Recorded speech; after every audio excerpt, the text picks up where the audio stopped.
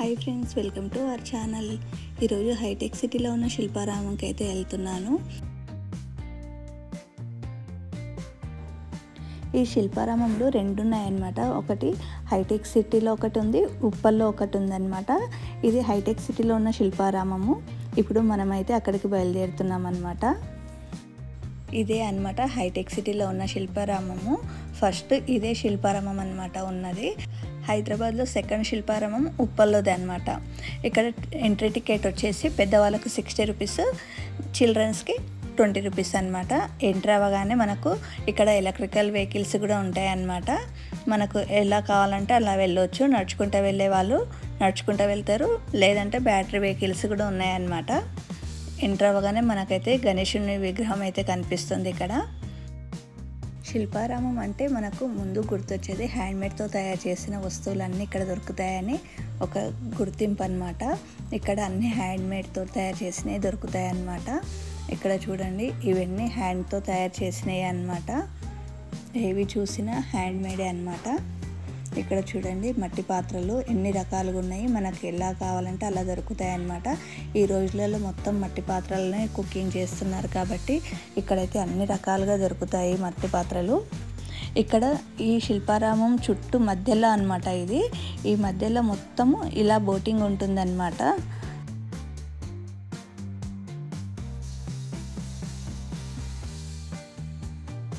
ఈ బోటింగ్ చుట్టూ చూడండి ఎలా ఉంది, కొబ్బరి చెట్లతో ఎలా నిండి ఉంది. పచ్చని వాతావరణం ఉంది అన్నమాట. మనకు అచ్చం పల్లెటూరి వాతావరణం లాగానే ఉంది చూడండి.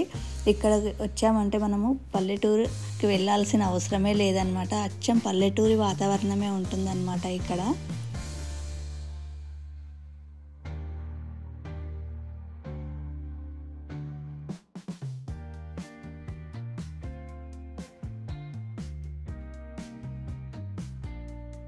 మనకు సంక్రాంతి అనగానే గుర్తొచ్చేది గంగిరెద్దు కదా.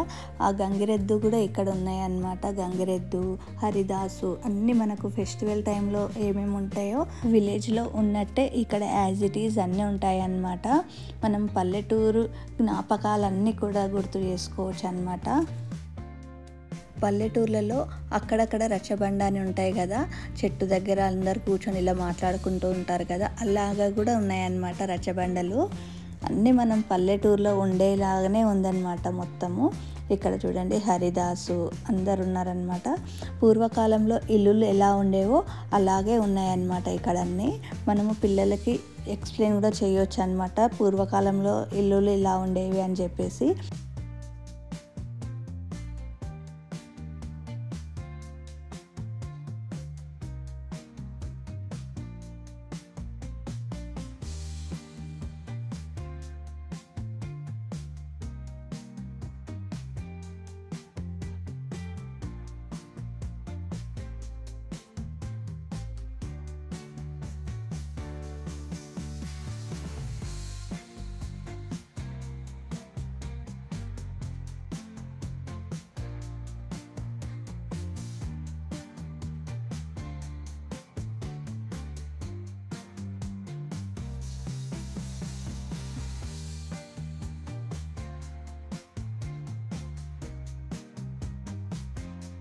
కుమ్మరి వాళ్ళ ఇల్లు ఇలా ఉండేదన్నమాట ఒకప్పుడు.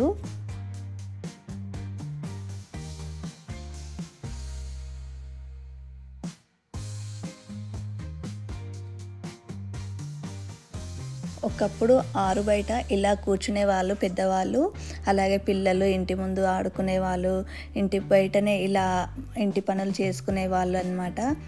అప్పట్లో వాళ్ళు చేసుకునే వ్యాపార పనులు కూడా ఈ విధంగా ఆరు బయట కూర్చొని చేసుకునేవారు.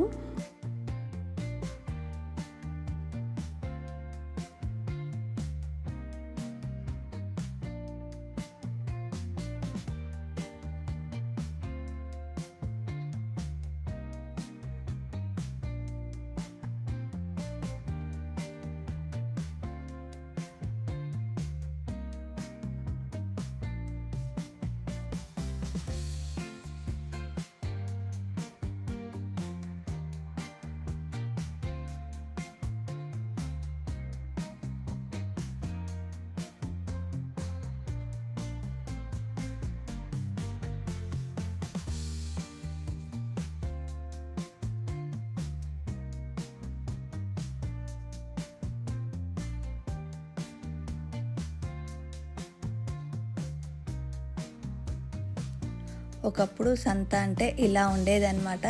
ఖాళీ ప్రదేశంలో ఇలా సంత జరిగేదన్నమాట.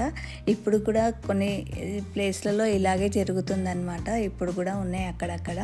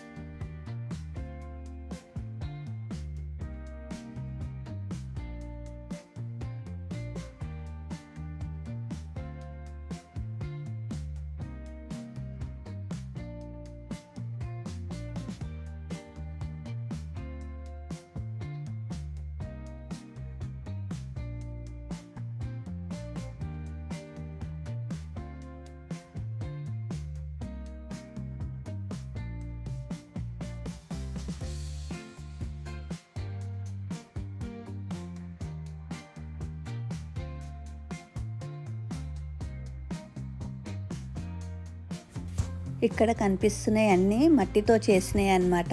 దాని పక్కనే ఇవన్నీ కనిపిస్తున్నాయి అన్నీ పింగాణివి అన్నమాట. జాడీలు అన్ని రకాలు దొరుకుతాయి అన్నమాట. కప్ సాసర్స్ అన్నీ ఉన్నాయి వీళ్ళ దగ్గర అయితే. ఇంటికి సంబంధించిన ప్రతి ఒక్క ఐటెం ఇక్కడైతే అన్నీ దొరుకుతున్నాయి.